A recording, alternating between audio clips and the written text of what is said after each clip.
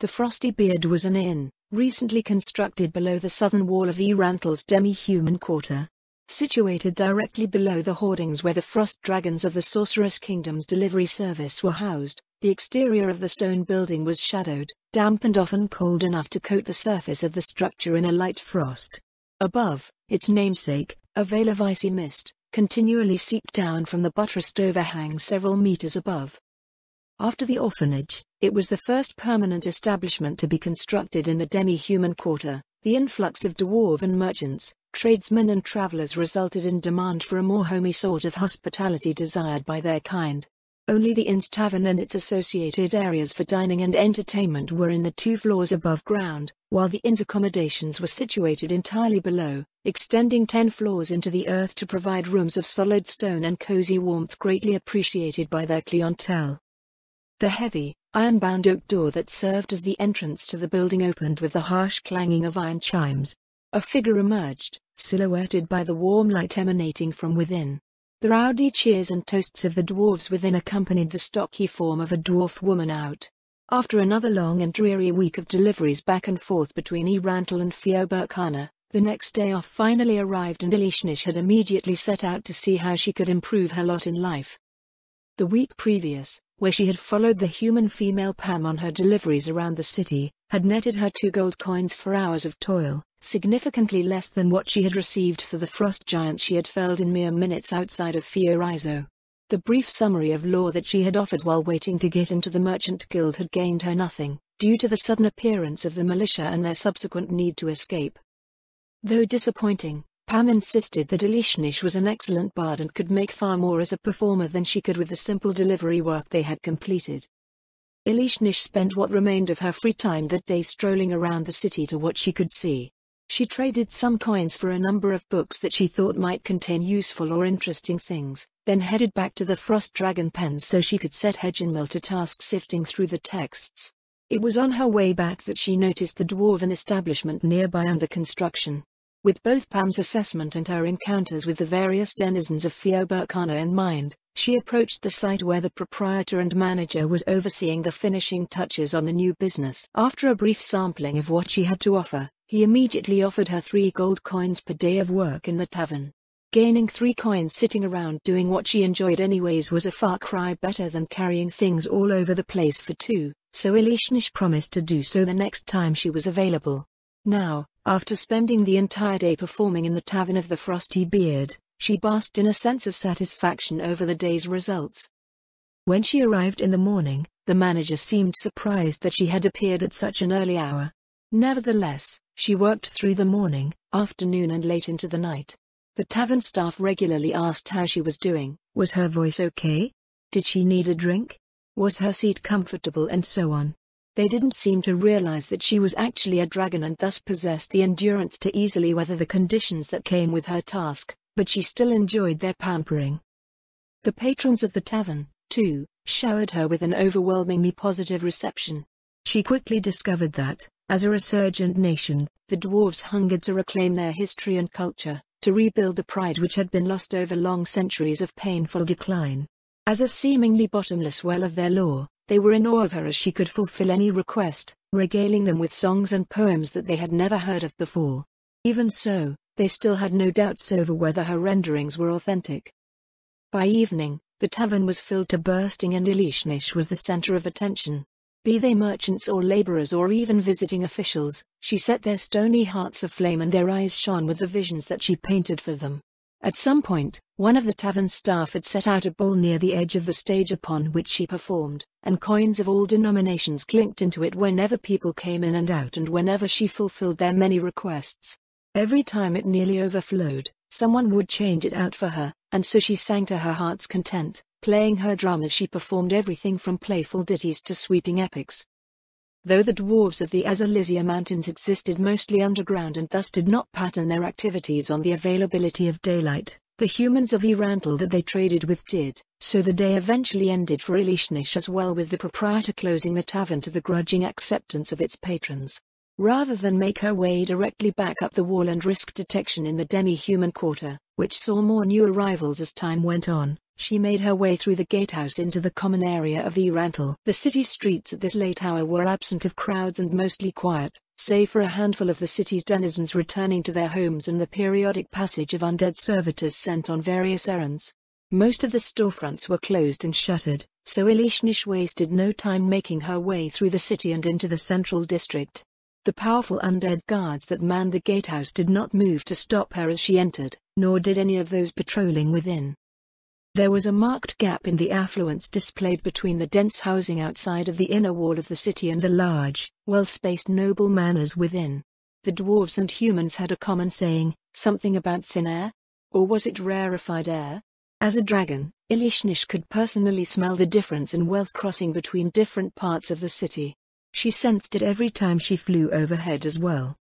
Recalling the sight of the district's dainty gardens and pretentious courtyards, she wondered why the city was arrayed in such a manner.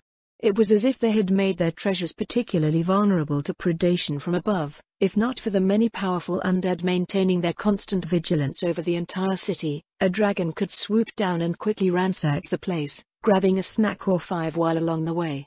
The low density of inhabitants made it safer to do so than if it had been placed near something like the Adventurer Guild. Elishnish strode past the stately buildings and carefully tended public spaces to the base of the south wall. She veiled herself with invisibility before returning to her dragon self. Quietly scaling up the icy wall, she dispelled her concealment once she finished making her way to the top. "Where have you been?" the vampire bride at the desk asked. "It's my day off," she replied. "Why does it matter?" The vampire bride offered her no answer, so Elishnish walked past the desk and opened the door to the broom closet. Why was she still assigned to this tiny room, anyways? Aside from Hedgenmull and herself, there were no other frost dragons around. Surely she could be afforded more spacious accommodations now. Well, at least it had a door. Closing it behind her, she settled down to count her gains for the day. The coin purse she withdrew was far more weighty than it had been in the morning, and Elishnish allowed herself a feeling of accomplishment over being able to substantially increase her personal possessions. It was a pittance compared to Olis Dark's old hoard, but she was still ahead of the others now. If only they would react appropriately when she flaunted her personal wealth. Her brows furrowed as she wondered how to undo the tiny knot on the purse with her claws. She abruptly stopped upon sensing a figure approaching the door and put the purse away again. The door creaked open and, to her horror, Lady Shiltia stood in the corridor. "I was having such a good week, too." The vampire looked into the closet with a displeased expression, tapping a rod of clear crystal over her wrist. "Why is it somehow always you?" Sensing the powerful undead female's poor disposition, Elishnish crouched defensively and sought an avenue of escape. "It wasn't me, though," she replied innocently. "It must have been some other frost dragon. Aside from Hedgenmull, you're the only other one in the city." Then maybe it was him? Despite appearances, that one is quite cunning. "I had one of my vampire brides keep him company for the day," Lady Shiltia said. "He's been reading books the entire time." Lady Shiltia advanced into the doorframe and Elishnish shifted back. Brooms, mops and pails were tipped over and clattered noisily over the floor as she shifted backwards. Bumping up against the rear of the tiny space, she wondered if she could just put a hole in the wall and fly away. "I've been keeping an eye on you as well," the vampire continued, and Elishnish felt panic mounting despite the calm tone of Lady Shiltia's silvery voice. "I have no doubt that you're the one we've been looking for. After everything I said to the others, are you trying to make a fool out of me?" "I don't understand." Elishnish whimpered. "What did I even do?" No one looked unhappy. This is harassment, isn't it? You'll be bullying me for some petty reason. I demand to speak with your manager." Lady Shiltia froze in place, and an incredulous look appeared on her face. "Did it work?" "Of course it did." Elishnish learned this powerful technique while working in the Frosty Beard. Whenever a customer appeared to have a grievance over food or service, an impasse could be broken with this spell-like phrase and the employee being confronted would immediately turn conciliatory. She awaited a favorable result. "There's no reason for me to bring you to the Guardian Overseer," Lady Shiltia finally replied. "Are you really that suicidal? This sudden demand to see Albedo, could this actually have been her plan all along?"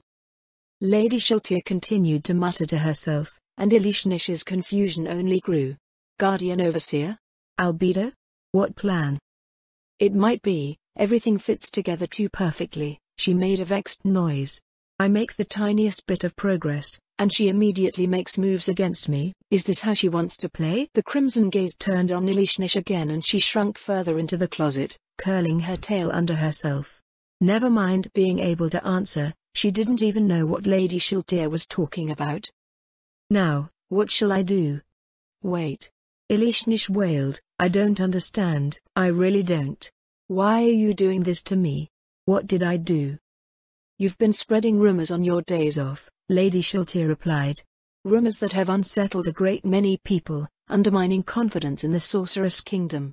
We have a witness from last week, and I personally confirmed your actions today. Rumors? I've done no such thing, I've only been working. Working? Working for who? Lady Shiltir looked at her sharply, and Elishnish cringed under the overwhelming waves of malice washing over her. Hi. Answer me. Myself. I've just been working for myself. You already work for me, Lady Shiltir said. You don't even pay me anything. Elishnish whined, at least these side jobs earn me some coin. A long silence grew between them and Elishnish's unease mounted. Lady Shiltir smiled slightly before speaking again, and Elishnish felt her heart sinking as the words left the vampire's mouth. It appears that you require a great deal of discipline and training, Lady Shiltir told her. You have only yourself to blame for any pain that comes your way. The skirts of Lady Shiltir's black gown swept forward across the frosty floor before she even finished speaking, and a pale hand reached out towards Elishnish.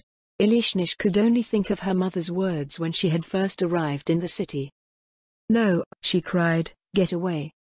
Desperate to prevent whatever the vampire was trying to do, she lashed out with her claws, striking with all her might and agility.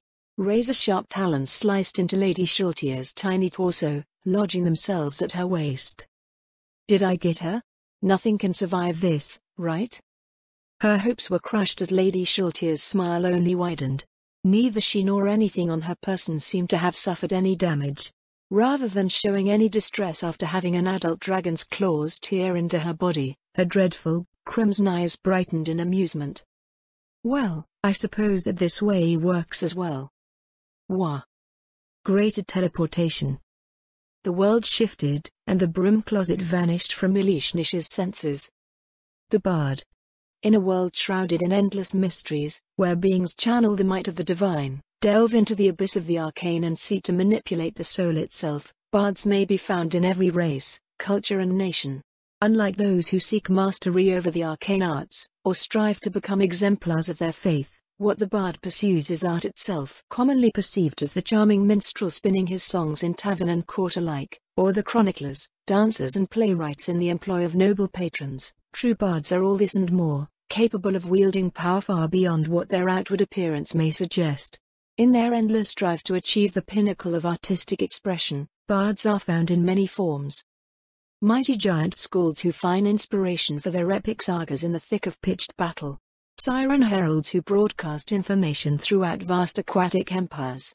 Swindlers who can wring every copper coin from even the most miserly of marks. Adventurers, diplomats, scholars, scoundrels, through their plethora of skills, universal charisma and understanding of law, customs and people, bards are well suited to thrive in every situation that they may find themselves in. The unifying element of all bardic classes, regardless of benign or belligerent pursuit, is their ability to transform the mastery of their art into a magic of its own. Spells woven from song, voices that reinforce or subvert the minds of their audience, and deadly dances both beautiful and savage are all renderings of this extraordinary power, feats that influence both ally and enemy alike, altering the disposition of a crowd or shifting the tides of battle. Yet, more importantly than their individual ability is their place in the world, for their art is the song of the world itself, its peoples, histories, knowledge and spirit, connected through those who travel its length and breadth. Admired by all and loved by all, bards are welcomed wherever their heart takes them, assuming they are prudent in the use of their many talents. Thane. Your bird was pestering me, what's going on? Perched on its mistress' shoulder, the giant eagle ruffled its feathers in affront and glared at him. An insolent grin appeared on Sigurd's face over the bird's reaction to his words.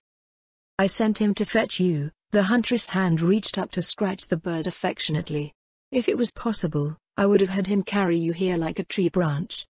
You took your sweet time. And why not? Sigurd shrugged. It's not as if anything worthwhile is going on. Why did you send for me? The huntress turned to face the passes below before replying, motioning towards the distant figures following the mountain road. Since it was first noted weeks ago, the Jarls had issued a missive to the tribal leaders, ordering them to send hunters to observe the dwarven migration. Something's changed, she said. They've posted sentries on the route. Undead sentries. Undead? He chuckled. Don't tell me they've set up those horse things pulling the sleds as guards, too. Horse carls? Ha! Sigurd's mirth boomed over their surroundings, sending ice and snow tumbling off the nearby trees and cliffs. The huntress scowled, raising a finger to her lips. HSST. You're making enough noise to start an avalanche, and your joke was terrible. It's a different sort of undead this time. They have the look of warriors, about twice as tall as a dwarf. Sigurd squinted down at the road, his interest in the long weeks of boring movement renewed. He was not an experienced hunter, however, so he could make little beyond the vague procession of dots over the snowy landscape. I can't see shit from this far. He started scaling down the escarpment. Let's take a closer look. His blood stirred at the thought of these new, unknown beings. While younger warriors might have been interested in attacking the dwarves and their cargo in order to gain wealth and rise through the ranks with proof of their mettle, Sigurd was long past those days. He was already an acclaimed warrior of his clan, and little could increase his standing. Leather creaked as his grip tightened over his great axe. Hopefully they were strong, and worthy of his attention. The huntress did not miss his shift in attitude. Wait, her voice called out in warning after they reached the bottom and walked a short ways. We shouldn't get any closer than this. The last time I was here, you were all much closer, he replied. If you were pushed back by these new undead warriors, then that's all the more reason for me to have a look at them. Sigurd continued down the slope, through the silent stands of conifers crowned in snow. The huntress followed after him with silent steps. We lost one of ours a day after you came by, she said quietly. It wasn't one of those undead though, they came later. It was a dragon. Oh ho, I thought the reports said that the frost dragons were in league with the dwarves now? Whatever happened, they've become little more than livestock. Sigurd spat into the mat of needles underfoot with a sour expression marring his face. The sudden change over their ancient rivals was both incomprehensible and disgusting. That they had seemingly capitulated to nothing was a stain on the honor of those who had long contested their power and considered them worthy adversaries. That's what we thought, the huntress admitted. Then we found one of our own at the bottom of a gully. The corpse was fresh, there wasn't a single scavenger there yet. The marks on her body were almost certainly caused by a dragon and, by the looks of it, the huntress couldn't even put up a fight. How experienced was this huntress? He asked. She's been ranging for my tribe for nearly a decade, she answered. Not exactly new, but she never really distinguished herself in any way. Still, if it was so one-sided, it must have been Olisar Dark, or one of his consorts. If it was one of them, there'd be pieces strewn all over the mountainside. She had a point. Clashes with the older dragons in the White Dragon Lord's following were few and far between. Whenever they did happen, it was done in as showy a manner as possible in an overt attempt to demonstrate who truly dominated the area. None in their broodlings are strong enough to pull that off, he noted. There is one, the huntress said. It was just her style too. Sigurd snorted dismissively. She's real. The huntress protested. I've seen her handiwork before, all us out here have. I don't deny that she exists, Sigurd looked over his shoulder at her. I just don't believe that she's all that these brats have made her out to be. That nickname they gave her just makes things even more ludicrous, like some story to scare beardless boys with. He turned his gaze forward again. Every new generation had their tales and rumors, Sigurd's was no different. When he was a young, unproven warrior, the threat of the day was Olisar Dark's move into the old dwarven capital. The most ardent of his age insisted that, from within their new stronghold, the dragons would breed out of control and the mountains would be swarming with them in no time. That never happened, however. Dragons being dragons, they took a long time to grow and the young were eventually dealt with when they left their new lair to hunt. The handful that reached maturity, well, that was what he was there for, or any other decently strong member of his kind, for that matter. Those inexperienced fools who believed that dragons could actually grow to become a threat by simply outbreeding their rivals were jumping at the shadows of an already absurd notion. There was a good reason why that, by the time that the demon gods had appeared, only a few frost dragons remained. In the span that it took for a generation of frost dragons to survive to adulthood, an entire generation of frost giants would become veteran warriors, with another generation well on the way. It took centuries for a frost dragon to truly become a threat to a small tribe, centuries where they would inevitably expose themselves to risks and commit fatal errors that would bring their lives to an end. He anticipated a day when Olisur Dark himself would stick his neck out too far, and then Sigurd's blade would finally taste the flesh of an ancient dragon. Frost giants were simply more populous, grew faster and were far more organized than the frost dragons, who were possessed of a solitary and prideful nature. Even after forming their enclave, every frost dragon still essentially saw to their own individual needs, hunting alone, flying alone and dying alone. Without the benefit of the experience and knowledge that came with age, these younger dragons were doomed to repeat those very same errors. The advent of the demon gods and the devastation that they wrought over the range was merely a temporary respite for the dragons, and the undisputed rule of the frost giants over the Azalisia Mountains simply a matter of time. A fate carved in stone by their very nature. The sun was abruptly shaded over and Sigurd heard the huntress' steps falter behind him, scraping over the rocks. He looked up, only to find that a cloud had drifted in overhead. Even a veteran warrior like her was jumping at the idea of this other dragon. Still, he supposed that this particular one seemed to be far more aware of her people's predicament than the others. This dragon, unlike others of her kind, did not seek the strong to assert her dominance, nor did she hunt for treasure or slaves. Ever since she made herself known to them, she constantly oppressed and terrorized the weak, young and inexperienced. Proof of strength was not her objective, she was simply picking off whoever she could with minimal risk. Like herd animals being slowly culled by a predator, many grew wary of her ghostly movements. Over time, her prospective list of victims expanded as she gained in strength, adding to her reputation amongst the frost giants. If she's truly active in the area, Sigurd told the huntress, then it's a good time to finally be rid of her.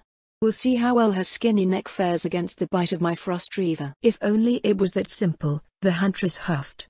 We'd have successfully set an ambush for her long ago, but she is as cunning and observant as she is ruthless, and acts in ways that are beyond the other dragons of her generation. It's as if a champion has risen from their number, albeit a cowardly one. Sigurd laughed out loud at the idea.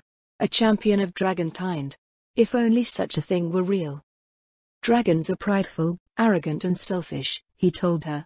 Frost dragons are petty, cowardly and feral on top of that. If the frost dragons ever gave rise to a champion, that champion would only champion themselves, any benefit they gain as a whole, simply a coincidence. Because of their natural strength, they are slaves to their nature. They'll never break free of those chains because when the strength that they depend on finally fails them, their deaths come immediately after. I can hardly gainsay you, Thane, the huntress said. You're the dragon slayer here. Hold on, up this way. Sigurd turned to see the huntress scaling up the slope, through the dense forest they had entered upon, reaching the lower elevations nearer to the dwarven road. She stopped at the bottom of a rocky chute and released her path through a gap in the trees. After several minutes, the bird returned and the huntress nodded. Looks clear, she motioned upwards. Let's go. The huntress went ahead first, navigating a stable route up the powder descent. After making their way to the top, they headed to a nearby ridge that overlooked a large bend in the road. From their vantage, only a few hundred meters away, Sigurd was able to make out the new sentries that had been reported. As was mentioned, they stood roughly as tall as two dwarves, probably a bit shorter. Sleek black armor adorned in wicked spikes sheathed their forms from head to toe, and they stood in pairs at regular intervals along the route. What looked to be large shields were held before them. He could not see what they were armed with. How do you know they're undead? He asked. The huntress gave him an annoyed look, and he smirked and turned back to watching the road. The perception of a hunter became ever sharper as they grew in power. There was little chance that she haphazardly came to her conclusion. She was from a different clan, so he did not know her too well, but, in order to lead a scouting party, one would have had to prove themselves unquestionably worthy of the position. An empty sled drawn by one of the undead horses crossed under them, coming from the direction of the ancient dwarf capital. It went swiftly by, passing between one of the pairs of centaurs along the route every few minutes. The goings-on below showed no sign of being aware of the frost giants nearby. They were either oblivious, or just didn't care. When did they arrive? A few days ago, the huntress replied. All at once. It was the strangest thing I've ever seen, a whole column of them marching up the road, pairs peeling off where you see them now. They haven't moved since, snow or shine, day or night. Did any of yours try testing them? Those sentries aren't the only thing that has changed, she said. A day before they arrived, the patterns of travel shifted. A pair of dragons now passes overhead every 15 minutes. The caravans are down to 3 sleds each, but no stretch of the road isn't traversed by one for more than 5 minutes. The dwarves don't travel on foot anymore. It's as if a single will precisely reorganized things to present no long spans of time in which a raid might be mounted. A warband might have been able to pull something off before, but not anymore. Sigurd peered down at another sled, this time traveling in the opposite direction, filled with dwarves and their cargo. Rather than concentrate their forces to defend against attacks, whoever was coordinating this effort had decided to continually guard the whole route instead. It was an extravagant show of force, deterrence through constant threat to any who would attempt an assault. Spreading them out this way made it difficult to drop the mountain on them all at once, as well. Just where in the world did all this come from? He mused. Did one of the lowland nations fall to some power from beyond? They posted sentries starting from the Empire side, the huntress replied, and we've seen no signs of conquest in that direction. It's a nation of weakling smallfolk, we used to raid their merchants from time to time on the way towards Fiordura. They're nothing like, whatever these are. Do you have any sense of how strong these sentries are? Roughly. About as strong as I am. That says nothing of their prowess or capabilities, though. The hunters under me are clearly no match and, considering how they came in, I don't doubt these sentries will all come running at once if any point along the route is attacked. Sigurd's voice rumbled from under his pale beard as he pondered the developments. Hundreds of undead horses, reported to be nearly as powerful as elder dragons, drawing sleds like beasts of burden. Hundreds more of these sentries, with the strength of renowned veteran warriors. Their numbers diminished to a small enclave, the frost dragons would have been presented with annihilation, so it was no wonder that they had submitted with no discernible resistance. He imagined such a force arrayed for war, and excitement coursed through him over the thought of a field full of worthy challenges and the storied battles that would ensue. To Sigurd, the existence of such adversaries was nothing short of a gift, the promise that even after the last of the frost dragons was no more, endless opportunities for death and glory awaited him. Being a Thane is not suited to you. The huntress' voice drew him out of his thoughts, and he turned to see her slowly appraising him with a pointed gaze. Tell that to my wife, he snorted. She's been trying to get me to settle down and take a position deserving of my renown.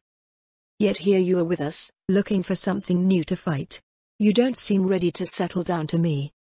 It's the best I can do, he said non-committally. The Jarl and his herd of stuffy old knucks don't like leaving their comfortable chairs, and I'm more than happy for the excuse to stay away. The huntress shifted closer, bumping up against him. In that case, she said, why don't you stay out here with me a bit longer and make this damnably boring watch a bit more interesting? Humph, Sigurd grunted and rubbed his jaw. The last time I came home with the scent of another woman, Gudrun gave me this scar. The last time you came around, the huntress purred, you said that while pointing out a different scar, so what's one more? Winter, 0 BCE. The glow of 10,000 campfires filled the vastness of the valley with their orange hue. Everywhere, figures moved amongst them, casting shadows that danced in every direction. Shadows that would fuel the nightmares of many, if seen, of bestial heads with wicked teeth, of tails and wings and horns. Shadows of bizarre appendages, twisted even further by the flickering flames in the night. They were the shadows of demi-humans and, in this broad valley, tens of thousands of them filled the starry skies with their raucous clamor. A scout from the Holy Kingdom in the west might have spotted the smoke of so many fires on the horizon. They might have even made it through the nearby hills without being discovered and hunted down by the dozens of tribes whose territories lay in the way. The scout might have crept to the valley ridge to stare down in abject terror at the army of demi-humans arrayed below. With all haste, the scout would return to the Holy Kingdom to raise the alarm, to prepare for what must be an imminent invasion. This place, however, was far from the Holy Kingdom, beyond the sight of their Great Wall and all of their scouts, sentries and patrols. It was nestled in the southeastern edge of the Abelian Hills, well beyond the sight of human observers. The drums and chanting, battle cries and milling chaos were not in anticipation of war, they were the sounds of celebration. Here, on the eve of the winter solstice, a myriad of peoples from not just the hills, but from the great expanse of the Abelian wilderness, gathered in honor of a champion, a storied hero who held the common respect and admiration of all. QRS, by name, or at least that's what it sounded like to some. In this very valley, the day of defiance, QRS had stood to face the demon gods and, with the help of his allies, cast them down. It was an act of legendary might, one that saved them all from the fate that befell the surrounding lands that lacked the strength to resist the demon gods' rampage. What QRS was, exactly, what race, sex or even their general appearance, was not clear. Many species in the wilderness could lead long lives, and those who held the living memory of that time, 2 centuries ago, each insisted that he was one their own, and the QRS described by the others merely one of his allies. Not that it mattered. Over time, QRS became a legend, an icon, a representation of what all their peoples valued most. A paragon of strength who rose in the darkest of times, bringing the braves of the myriad of tribes together to prevail over the direst of foes. It was the strength of a pristine land and its peoples who continued to prevail today, against any and all attempts to subdue and tame their home. Through the tents and pavilions near the center of the celebration, a broad-shouldered figure made his way through the mixed throng. His name, too, was QRS, after the same champion of centuries past. He did not shy away from being addressed as such, even in this celebration meant to honor his namesake. It was a good name, a strong name, only allowed by those with the strength to stand as champions themselves. QRS took a deep breath through his short snout, testing the air filled with the odors of food and drink and the countless scents from all of the different races nearby. A current of air brought with it a sharp, familiar one, and he turned to face its source. "You!" A rolling voice thundered towards him. "I figured you'd be roasting on a spit somewhere by now." Before him stood a massive form standing on 4 legs. 4 arms came out from its shoulders, and a ridged head with jaws that looked like they could crush rocks stared down at him intensely. It, the being's species, had 4 sexes, and whatever it was had no discernible meaning to QRS people, towered head and shoulders above him, a good 3 meters tall. Its feet pounded over the ground as it closed the gap between them, and QRS had to crane his neck to look it in the eye. "Shouldn't your hide already be a trophy in someone's yurt?" he replied. The towering being glared down at him, but its expression didn't last long. It let out a hearty guffaw, and its thick, reptilian tail lashed over the ground. Though relaxed, QRS still eyed his opposite number with an underlying sense of wariness. "By the looks of it, there's quite the batch of challengers this year," QRS said. "That, or you've gotten involved in some insane drunken orgy again." "Hey now, that's proper courtship," it replied, "and no one invited you to watch. But the way you said it, don't tell me you're backing out this year." "Of course not," he grunted. "I'll at least hold my standing, or some of our feisty neighbors might think it's a good time to push us out." "I think I might just take that personally." "Then I think I might just have to put you in your place again."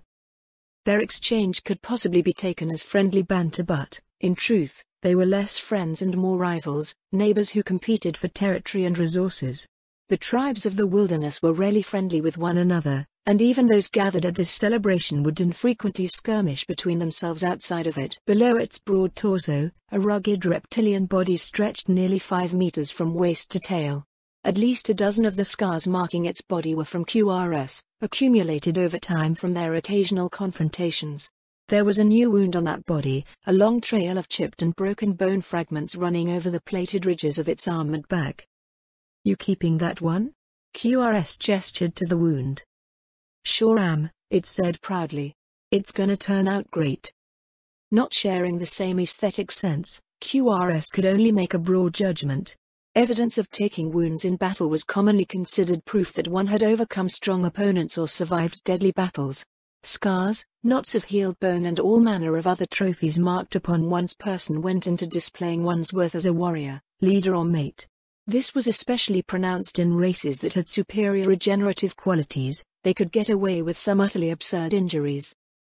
QRS did have his own share of them, but his own kind preferred trophies taken from defeated adversaries. A great number of these adorned his body, accessories of carved bone, braids of hair, and feathers dangling from his armor of layered hides.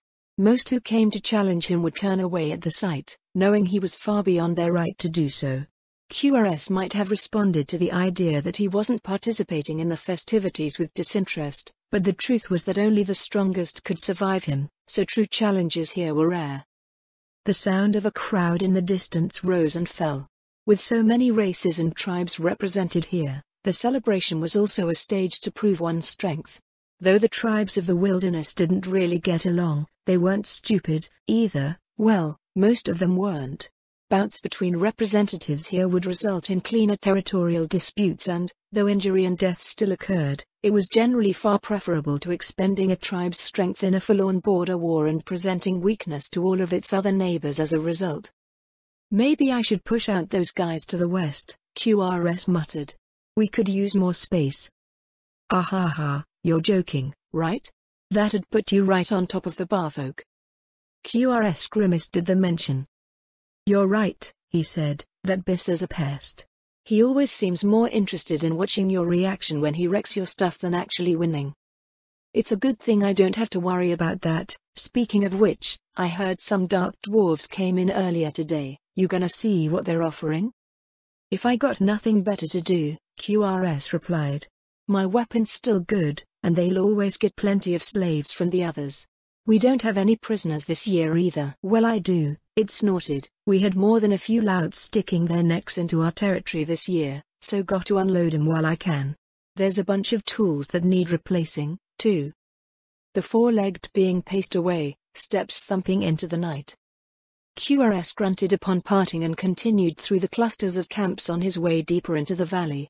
He did not intend to stay for the whole of the festivities, only long enough to demonstrate that his own tribe was not worth challenging for their territory.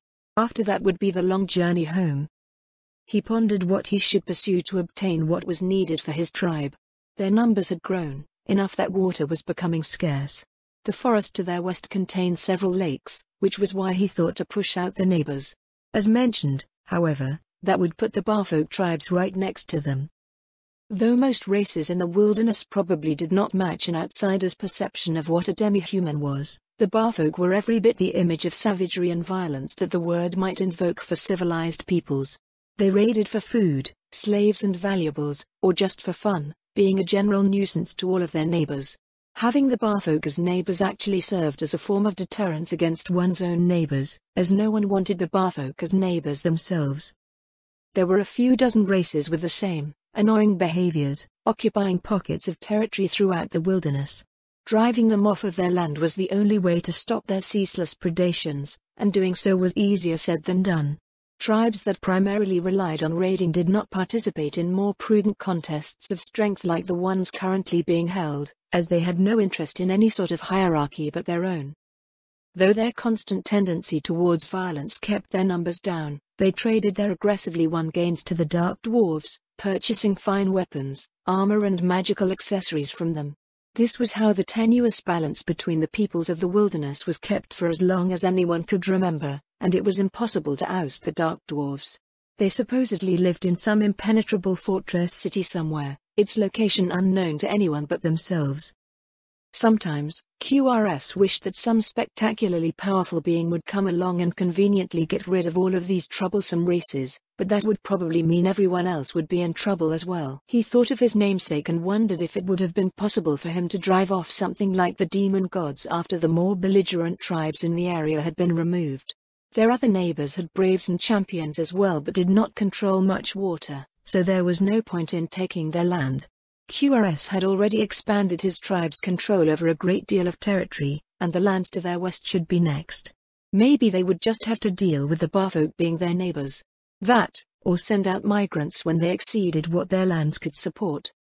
The more he thought about it, the more attractive a westward expansion seemed. If he managed to get rid of Bissa, the rest of the Barfolk could be removed at their leisure. Actually, if he killed Bissa, all of the nations bordering the Barfolk would probably use the chance to rid themselves of their pesky neighbor once and for all. There would be plenty of room to expand. Killing Bissa was a big if, however. QRS thought of him as a pest, but the Barfolk Lord was shrewd in addition to being strong. Or maybe he was just a craven individual that just happened to be strong. He boldly led his people, but was also quick to escape possible danger, fighting in a way that sought to measure his opponents before deciding if he could overwhelm them with his favored attacks. QRS reconsidered visiting the Dark Dwarves. His own weapon, a long, iron war club, was not likely to survive Bissa's notorious sundering attacks. He would have to purchase something stronger that would hold up in combat with the Barfolk Lord. An adamantite rod with some powerful enchantments would be ideal, though he wasn't sure what such a weapon would cost him. Even a dagger made of the rare metal cost 4 dozen good slaves. He stopped, deciding he should turn around and check on what the Dark Dwarves had to offer. Maybe there was some bartering that could be done. As he turned, however, a flash of light blinded him and the earth heaved, knocking him to the ground.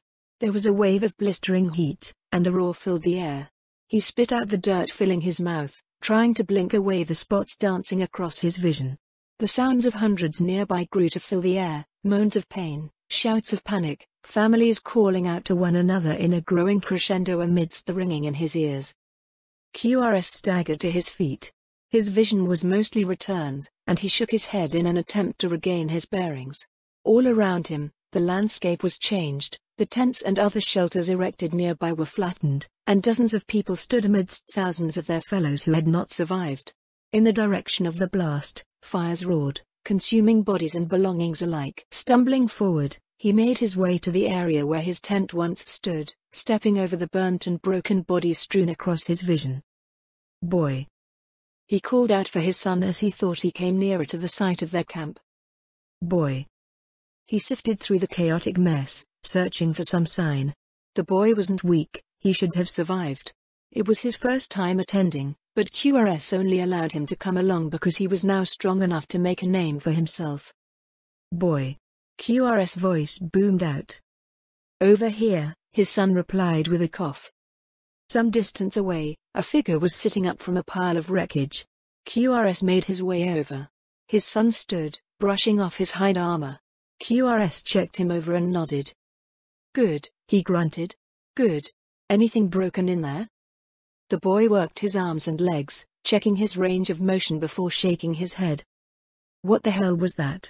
his son asked. "You never told me that something like this would happen." "I don't know." QRS continued scanning their surroundings. "That's definitely not a part of the party. Did you see anything at all?" He shook his head in reply. QRS looked in the direction of where the blast had seemingly come from. "Try and see if you can get some stuff together for the trip home," QRS told him. "Food, supplies, tools. I'm going down there to see what I can find out." He left his son behind, following the devastation back to its source. Many others were approaching as well in every direction, and he recognized most of them as the strongest of their respective tribes, most likely coming for a similar reason. What had done this was clearly a threat to all. QRS reached the lip of a crater that wasn't there before. Within, everything had been seared away, and a single figure hovered overhead. He couldn't tell what it was. A voice from nearby sounded out. "You!" A hobgoblin shouted up at the figure. "What did you see? What did this?" The figure overhead turned to look in their direction and descended towards them. Attired in cloth of red with orange stripes, it was probably about as tall as QRS, perhaps a bit shorter. It showed its teeth as it drew near, and its spiked tail wove idly in its wake. "I saw that you were fully enjoying yourselves," it said in a voice that QRS thought should be male. "I'm not one so crass as to shout, so I settled on an option that I felt would gain everyone's attention." QRS looked down at the scorched and blasted crater, around at the devastation beyond. He had done this simply to declare himself. "What do you want?" someone else shouted up at him. "What I want is of no great importance," he replied. "However, yes, would you like to join me in my work?" "Your work? What work? You're not making any sense." "Oh, pardon me," the figure in red said. I suppose I'll have to speak in terms that you'll understand. I'd like to offer you the once-in-a-lifetime opportunity to become my slaves." The response was immediate. A roar filled the air and, as one, the ring of braves and champions converged on the figure in the crater. "On your knees." QRS felt the heat of the blasted stones under him. The skin of his knees sizzled, and he gritted his teeth in discomfort. As much as he willed it, his body would not listen. The advancing lines knelt in place as the intruder's voice washed over them. Still, a few individuals continued their charge.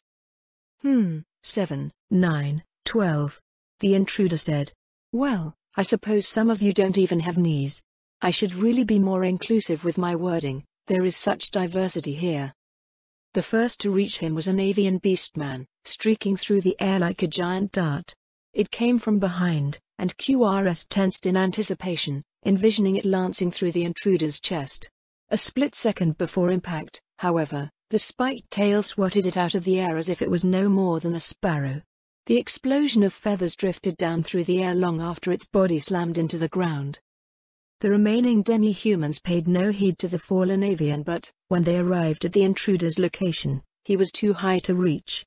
They howled their challenges, throwing whatever they could find on hand up at their target. The stones, weapons and various bits of debris appeared to do nothing but bounce off, raining back down on those below. Someone threw a spriggan, who screeched its battle cry as it flew up at him, but the intruder simply floated aside. The spriggan clawed towards him in futility as it passed before continuing up and over into the distance. "I'll admit that I thought you all beneath me." The intruder cast his gaze down at them, "but now that you're there, I find it rather distasteful." The intruder cast his gaze over at the kneeling demi-humans lining the edge of the crater. His voice washed over them. "All of you, get up and kill the ones beneath me." QRS involuntarily rose to his feet. He took one step, then another, and soon he was charging down into the crater alongside dozens of the others who were no longer fully in control of their bodies. The champions ahead turned their attention away from the out-of-reach invader to face the oncoming onslaught. A corner of his mind mused over the fact that they could finally see how strong the greatest warriors of the wilderness were, and he got his answer when the first wave of attackers reached them or almost reached them. Their targets struck first, moving almost too quickly for QRS to register. Of the dozen in the first group that came, only 2 remained standing. They were both dispatched a split second later. Strong. QRS could not help but admire just how far above these champions stood over the others. Admiration gave way to anticipation as he fast approached. Invulnerable fortress. Uncertain that he could react in time to any attack made by the opponent ahead of him, QRS preemptively used a defensive martial art. His caution paid off, a claw lashed out at him but was caught by his enhanced parry. 3 others leapt upon his opponent, and the melee rapidly devolved into a chaotic brawl. With more and more joining the fray, the champions were eventually overwhelmed. The cost of victory, however, told of just how strong they were. Around each was piled dozens of corpses, each of those a being who could themselves slay thousands of their lessers. "Much better," the intruder's voice flowed down smoothly from above. "Those who cannot heed simple instructions cannot do, after all." A wet crunch filled the air as QRS brought his rod down on the head of the beastman beside him. The lull in the violence after the champions fell ended as they turned on everyone standing beneath the intruder. "Oh my, your enthusiasm is to be lauded, but I'd still like some living specimens to work with. Sit." As one, those that remained sat down. The invader smiled and nodded. "Now, where was I? Yes, a rousing recruitment offer. For those who lie dying in their imprudent defiance, worry not. I will not hold it against your people. The opportunity to serve in our supremely worthy cause will be extended to all, regardless of their ability, occupation or station." "You dare," QRS said from where was forced down on his haunches. "You dare?" QRS shouted, "in this sacred place. We are not all that there is. The people of the land will rise up against you, demon god." "Far be it from me to do something so sacrilegious as to claim godhood, Emperor, if you please." Demon Emperor Yaldabaoth. QRS blinked at the sudden introduction but, in his fury, his tongue did not hold itself for long. "The wilderness will rise against you, Yaldabaoth. You will be cast back to the hell you came from, just like before. QRS words trailed off when he realized that Yaldabaoth was no longer paying him any heed. The Demon Emperor was instead looking towards the edge of the crater, and QRS turned his head to see what had drawn the fiend's attention. To his horror, what he saw was his son, looking down at the carnage below with an uncomprehending expression painted on his face. What is he doing here? I told him to get ready to leave. Yaldabaoth floated past him. QRS willed himself to get up, to move, but he remained seated amidst the slain. He twisted in place, shouting desperately at Yaldabaoth's back. Wait. Yaldabaoth stopped and looked over his shoulder with a broad smile. Ah, what would this world be, he said lightly, without family?